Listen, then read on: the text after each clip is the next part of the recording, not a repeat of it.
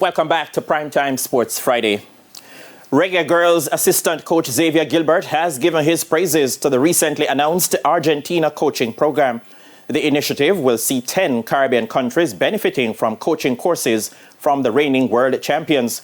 Gilbert, who led Arnett Gardens to the 2024 CFU Club Shield, welcomes the strengthening of the other territories.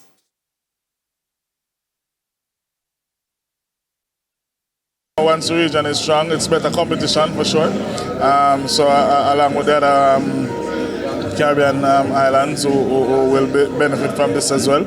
It means that if once the program grow, the region as a whole will grow. And coaching education is part of getting the better end product, which are the players, developing the players. And once the coaches are better able to pass on their craft onto the players, I'm sure we'll see better players at the end of the day. Gilbert hailed the achievements and credentials of the three-time World Cup winners and is looking forward to working with them.